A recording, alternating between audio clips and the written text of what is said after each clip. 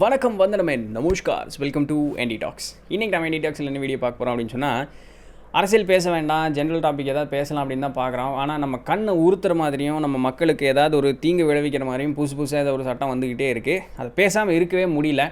So அதனால் இன்றைக்கி ஒரு சுவாரஸ்யம் இல்லை, நாடு உருப்படாமல் போய்கிட்டு இருக்குது. அந்த ஒரு விஷயத்தை பற்றி பேச போகிறோம். என்ன அப்படின்னா, ஆல்ரெடி நீங்கள் நியூஸ் பார்க்கக்கூடிய ஆளாக இருந்தீங்கன்னா தெரிஞ்சிருக்கும். இன்னத்துக்கு யூடியூபு, நியூஸ் பேப்பரு, ஆர்டிக்கல் அது இதெல்லாம் போட்டு கிளிகளையும் கிழிச்சிக்கிட்டு இருக்காங்க. என்னென்னா, தமிழ்நாட்டில் இனிமேல் திருமண மண்டபங்கள்லேயும் அந்த விழாக்கள்லாம் பார்த்தீங்க அப்படின்னு சொன்னால் மதுபானத்தை சப்ளை பண்ணலாம். ஸோ மதுபானங்களை வந்து நம்ம கொடுக்கலாம், அதில் எந்த விதமான தவறும் இல்லை. ஒரு சின்ன பெர்மிஷனு அது இதுன்னு ஒரு சில கண்டிஷன்ஸ் எல்லாம் இருக்குது. அதை செஞ்சிட்டோம் அப்படின்னு சொன்னால் தாராளமாக கொடுக்கலாம் அப்படின்னு சொல்லிட்டு தமிழ்நாடு இந்த கெசட்டில் வந்து ஒரு அமெண்ட்மெண்ட் போட்டிருக்காங்க. ஸோ இது வந்து என்னென்னலாம் பண்ணியிருக்காங்க அப்படிங்கிறத பார்ப்போமே. வீடியோக்குள்ளே போகிறதுக்கு முன்னாடி இந்த அமெண்ட்மெண்ட்டு, அந்த அந்த விஷயத்தை பார்க்குறதுக்கு முன்னாடி இந்த பில் எப்போ பாஸ் ஆகிருக்கு தெரியுங்களா? இந்த அமெண்ட்மெண்ட் எப்போ நடந்திருக்கு தெரியுங்களா? 18 மார்ச் 2023. இன்றைக்கி தேதி வந்து 24 மார்ச் 2023. ஸோ ஆல்மோஸ்ட் ஒரு மாதம் தாண்டிடுச்சு இல்லையா? ஒரு மாதம் தாண்டி கிட்டத்தட்ட 6 நாள் ஆச்சு, ஒரு வாரம் ஆக போகுது. ஏன் இப்போ அந்த பேச்சு வந்துட்டுருக்கு? யாராவது இன்றைக்காவது இதை யோசிச்சிங்களா? டப்புன்னு எல்லாருமே இந்த யூடியூப்லலாம் பார்க்கும்பொழுது படப்படப்படப்படான்னு கமெண்ட் அடிச்சிருப்பீங்க. ஏன் ஒரு மாதம் ஒரு வாரம் கழித்து இன்றைக்கி இந்த நியூஸ் வருது? யோசிச்சு பார்த்தோமா? ஏன்னு நான் சொல்லட்டுமா? அந்த ஏன்னு சொல்லிவிட்டு அதுக்கப்புறம் நம்ம வீடியோக்குள்ளே போவோம்.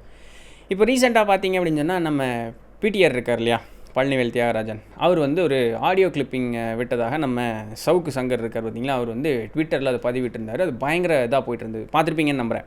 நம்மளுடைய மதிப்பிற்குரிய மாண்புமிகு முதலமைச்சரே, நான் இன்றைக்கி மரியாதை வந்து மிரட்டி வாங்குற நாள் தான் இருக்குது, என்ன பண்ணுறது? சரி பரவாயில்ல.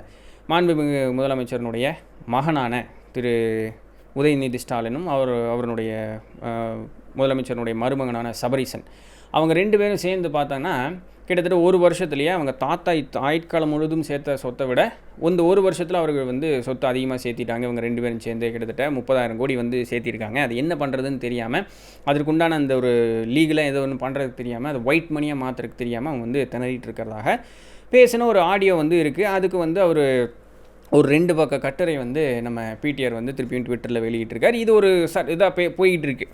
இது தவிர்த்து இது இல்லாமல் நம்ம திமுக குடும்பமே வந்து என்ன பண்ணியிருக்காங்க அப்படின்னு சொல்லி பார்க்கும்போது, ஐபிஎல் போய் மஞ்சள் சொக்கா போட்டே போய் ஐபிஎல் மேட்சஸ் எல்லாம் பார்த்துருக்காங்க. ஸோ இது வந்து ஒரு மாதிரி பரபரன்னு பேசிகிட்டே இருந்தக்கூடிய அந்த ஒரு நேரத்தில் டப்புன்னு இப்படி கல்யாண மண்டபத்தில் மதுபானங்கள் சப்ளை பண்ணலாம் அப்படிங்கக்கூடிய ஒரு விஷயத்தை கொடுக்கும்போது இது என்ன ஆகுது அப்படின்னு சொன்னால், இவ்வளோ நேரம் பேசிகிட்டு இருந்த அந்த விஷயம் எது, இந்த 30,000 கோடி ஐபிஎல் போனது அப்படிங்கிறது எல்லாமே வந்து ஒரு தனிப்பட்ட ஆளையும் ஒரு தனிப்பட்ட என்ன சொல்கிறது குடும்பத்தையும் பற்றி பேசிகிட்டு இருந்த ஒரு விஷயம். இதை உடைக்கிறது அப்படிங்கிறது ரொம்ப கஷ்டம், சரிங்களா? இதை உடைக்கிறது அப்படிங்கிறது ரொம்ப கஷ்டம். ஆனால் இந்த திருமணம் அப்படின்னு சொல்லும்போது மொத்த கலாச்சாரத்துக்கு உண்டான ஒரு விஷயம். இப்போ இந்த தமிழ் கலாச்சாரத்தில் ஒன்றி இருக்கக்கூடிய ஆட்கள் அத்தனை பேர்த்துக்குமே வந்து கப்புன்னு ஆயிருக்கும். இப்போ என்ன ஆயிரும் அப்படின்னு சொன்னால், மொத்த கலாச்சாரமே சீர்கேடு பண்ணக்கூடிய மாதிரி ஒரு சட்டம் வந்துருச்சு. அப்படிங்கும் பொழுது ஒரு தனி நபரையோ இல்லை ஒரு தனி குடும்பத்து மேலே இருக்கக்கூடிய அந்த ஒரு கண்ணோட்டம் அப்படிங்கிறது மாறி என் கலாச்சாரத்தை நான் காப்பாற்றணும் அப்படிங்கக்கூடிய ஒரு எண்ணம் வந்து நம்மளுடைய தலை மேலே தூக்கி நின்றோம். இவ்வளவு தாங்க. இப்போ புரியுதுங்களா ஏன் ஒரு மாதம் ஒரு வாரம் கழித்து இப்போ இந்த நியூஸ் வந்து இப்போ வெளியே வந்திருக்கு அப்படின்னு சொல்லிட்டு. அப்படி ஒரு நியூஸ் வெளியே வரும்பொழுது நம்மளுடைய எலக்ட்ரிசிட்டி ப்ரொஹிபிஷன் அண்ட் எக்ஸைஸ் மினிஸ்டரான செந்தில் பாலாஜி அவர் என்ன சொல்கிறார் அப்படின்னு சொன்னால், நாங்கள் வந்து இந்த சட்டத்தை ஒரு அமெண்ட்மெண்ட் என்ன கொடுத்துருக்கோன்னா, இந்த ஐபிஎல் மாதிரியோ இல்லை குளோபல் இன்வெஸ்டர்ஸ் மீட் GIM அப்படின்னு சொல்லக்கூடிய அந்த மீட்டெல்லாம் இருக்குது பார்த்தீங்களா, அதுக்கு தான் வந்து நாங்கள் இது மாதிரி கொடுத்துருக்கோமே தவிர கலாச்சார சீர்கேடு பண்ணுற மாதிரி எந்த விதமான ஒரு அமெண்ட்மெண்ட்டும் நாங்கள் போடலை அப்படின்னு வந்து சொல்கிறாரு. இது உண்மையா அப்படின்னு வந்து நம்மளுடைய அந்த கெசட்டில் எடுத்து பார்த்தோம்னா இல்லை. ஸோ FL12 அப்படின்னு சொல்லக்கூடிய அந்த ஒரு டேகுக்கு கீழே தான் அந்த அமெண்ட்மெண்ட் வந்திருக்கு. ஸோ இதை வந்து உண்மையா, ஏன்னா ஒரு மினிஸ்டர் ஒன்று சொல்கிறாரு, நியூஸ் பேப்பரு யூடியூப்காரங்களாம் ஒன்று சொல்கிறாங்க, இது சரியாக தப்பா அப்படிங்கிறது, உண்மையாக பொய்யா அப்படிங்கிறது நம்ம பார்க்கணும் இல்லையா? நம்ம பார்க்காம நம்ம பாட்டுக்கு நியூஸ் பேப்பர் ஆர்டிக்கலோ இல்லை யூடியூப் பேசக்கூடிய இந்த விஷயத்தெல்லாம் நம்ம பாட்டுக்கு ரேண்டமாக எடுத்து வீடியோ போடக்கூடாதுல்ல, அது தவறான ஒரு விஷயம் இல்லை. அப்படி தேட போகும்பொழுது எனக்கு தமிழ்நாடு லிக்கர் ப்ராக்கெட்டில் வந்து லைசன்ஸ் அண்ட் பெர்மிட் ரூல்ஸ் 1981 அப்படிங்கிறத அடித்து தேடும்பொழுது, ஆப்வியஸ்லி அதுதான் ரூல் இல்லையா? அதில் அடித்து தேடும்பொழுது கிட்டத்தட்ட 100 சில்லற பக்கம் இருக்கக்கூடிய ஒரு ரூல் புக்குன்னு பாருங்களேன். ஒத்த வார்த்தை கூட அதை பற்றி இல்லை. நீங்கள் எங்கே தேடினீங்கனாலுமே கிடைக்காது, சுற்றி தேடினீங்கனாலுமே எங்கேயுமே கிடைக்காது. அப்போ நீங்கள் என்ன அடித்து தேடணும் அப்படின்னு சொல்லி பார்க்கும்பொழுது, Tamil Nadu government gazette extraordinary 2023 PDF அப்படிங்கிறது கூகுள் அடிச்சிங்க அப்படின்னு சொன்னால் இந்த மாதிரி லிங்க் எல்லாம் நிறைய வரும். அதில் முதல் லிங்கை கிளிக் பண்ணிங்கன்னா ஃபஸ்ட்டு வரக்கூடியது ஸ்டேஷ்னரி அண்ட் பிரிண்டிங் டிபார்ட்மெண்ட்டுன்னு சொல்லக்கூடிய இந்த ஒரு பேஜ் வரும். இந்த பேஜில் வந்து பார்த்தீங்கன்னா முன்னாடியே ஏதாவது இருக்குமா அப்படின்னு கேட்டால் இருக்காது. நேராக கீழே போனீங்கன்னா இப்போதைக்கு அது 94வது இடத்துல இருக்குது. 18/3/2023 வருஷம் வந்த அந்த அமெண்ட்மெண்ட்டை நீங்கள் பார்க்கணும். ஸோ அந்த 94ன்னு இருக்குது பார்த்தீங்களா, அதுதான் அந்த ஹைப்பர் லிங்க். அதை கிளிக் பண்ணிங்கன்னா உங்களுக்கு மறுபடியும் இந்த மாதிரி ஒரு பிடிஎஃப் ஒன்று ஓப்பன் ஆகும். அந்த பிடிஎஃப்பில் கீழே பார்த்தீங்கன்னா FL12 அப்படின்னு சொல்லக்கூடிய இந்த ஒரு ஸ்க்ரால் பண்ணால் இருக்கும். 1வது பேஜ்லேயே இருக்கும்னு நினைக்கிறேன். ஆமாம், 1வது பேஜில் தான் இருக்குது. அதில் நல்லா பார்த்தீங்கன்னா அவங்க என்ன சொல்லியிருக்காங்க, ஸோ இந்தியன் மேட் ஃபாரின், அதாவது ஃபாரின் ஸ்பிரிட்டும் கொடுத்துக்கலாமா, இந்தியன் மேட் ஸ்பிரிட்டும் கொடுத்துக்கலாமா. பொதுவாக சாராயத்து வீன்னு சொல்லிட்டு போயிட வேண்டியதானே. அது என்ன foreign made spirit, Indian made spirit, அது எங்கெங்கெல்லாம் கொடுக்கலாம் அப்படின்னு சொன்னால், to the guests, visitors, participants during international national summits and events /conference/celebration/ festivals, இது எல்லாத்துலேயுமே நீங்கள் வந்து இந்த லிக்கர் அப்படிங்கிறது வந்து கொடுக்கலாம் அப்படிங்கிற மாதிரி சொல்லியிருக்காங்க. இப்போது நீங்கள் வந்து அதை திருமண மண்டபம் அப்படிங்கிறது வந்து சொல்லலை அப்படின்னு சொல்கிறீங்க.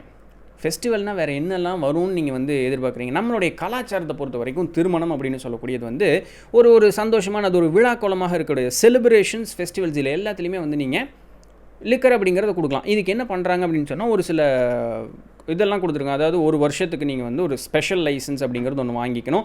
அது வந்து கார்ப்பரேஷன் கண்ட்ரோலாக இல்லை முனிசிபல் கண்ட்ரோலாக இல்லை அது அப்பாற்பட்டு வேறு ஏதாவது கண்ட்ரோல்னால் அதுக்குன்னு ஒரு அட்டவணை, ஒரு பட்டியல் வந்து கொடுத்து வச்சுருக்காங்க. அந்த அளவுக்கு நீங்கள் காசு கொடுத்துட்டு நீங்கள் ஸ்பெஷல் லைசன்ஸ் வாங்கிக்கலாம். நான் ஏன்டா வாங்க போகிறேன் அப்படின்னு கேட்டால் நீங்கள் வாங்க வேண்டாம். அந்தந்த இப்போ ஒரு ஹால் ஓனரோ இல்லை அந்த மண்டபம் ஓனரு அவங்க மாதிரி இருக்கவங்க யாராவது அதை வாங்கி வச்சுக்குவாங்க. ஸோ நீங்கள் அந்த ஒரு இந்த மாதிரி நாங்கள் எங்களுடைய ஃபெஸ்டிவல் வைக்கிறோம், ஃபங்க்ஷன் வைக்கிறோம், ஸோ அதுக்கு நாங்கள் லிக்கர் சப்ளை பண்ண போகிறோன்னா அதுக்கு அப்போதைக்கு ஒரு பெர்மிஷன் லெட்டர் மட்டும் யாருக்கிட்ட அங்கே இருக்கக்கூடிய அந்த deputy commissioner, assistant commissioner of excise இவங்கள்ட்ட வந்து நீங்கள் எந்த விதமான பெர்மிஷனையும் வாங்கிட்டு நீங்கள் இந்த ஃபங்க்ஷன்ஸில் அந்த லிக்கர் அப்படிங்கிறது வந்து தாராளமாக சப்ளை பண்ணிக்கலாம். இதெல்லாம் இல்லை அப்படின்னு வந்து அவர் சொன்னார் பார்த்தீங்களா.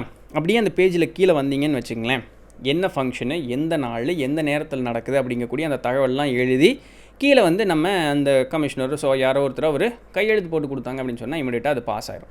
நான் ரொம்ப நல்லா வந்தேன், ஏன் நான் கேட்டவன்லாம் இல்லை அப்படிங்கிற மாதிரி கடைசி பேஜில் வந்தீங்க அப்படின்னு சொன்னால் இந்த மாதிரி தண்ணியை போட்டு யாராவது மக்களுக்கு வந்து ஏதாவது தொந்தரவு பண்ணுற மாதிரி ஏதாவது நடந்துக்கிட்டாங்க அப்படின்னு சொன்னால் இமீடியட்டாக நாங்கள் அவங்கள கைது பண்ணிடுவோம் அப்படின்னு ஒரு கிளாஸும் தவிர, நம்ம வந்து இந்த திருவள்ளுவர் ஜெயந்தி, காந்தி ஜெயந்தி, மகாவீர் ஜெயந்தி, ரிப்பப்ளிக் டே, ஸோ அந்த மாதிரி இருக்கக்கூடிய அந்த நாட்கள்லாம் நாங்கள் இந்த மதுவை வந்து தடை செய்கிறோம் அப்படின்னு சொல்லக்கூடிய இந்த அமெண்ட்மெண்ட் இருக்குது.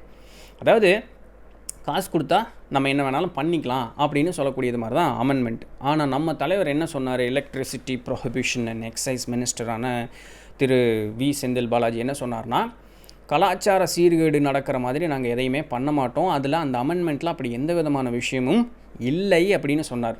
ஸோ இதுதான் அவங்களுடைய அமெண்ட்மெண்ட். யாருடைய அமெண்ட்மெண்ட்? நம்மளுடைய அமெண்ட்மெண்ட், தமிழ்நாடு கவர்மெண்ட்டுடைய அமெண்ட்மெண்ட். இதுதான் தாராளமாக யார் வேணாலும் டவுன்லோட் பண்ணி பார்க்கலாம். இதுதான், வேறு என்ன சொல்கிறதுக்கு இருக்குது? தாராளமாக ஏதாவது ஃபங்க்ஷன் வச்சாங்கன்னா நிம்மதியாக தனியாக போட்டு சுற்ற வேண்டியது தானே. கலாச்சாரமாவது சீர்கேடாவது உடம்பு கெட்டாவது என்னமோ ஆகிடு போகுது, யாருக்குங்க என்னது, நம்மளுக்கு 4 ரவுண்டு கிடச்சா பார்த்தாது அவ்வளோதானே இல்லையா.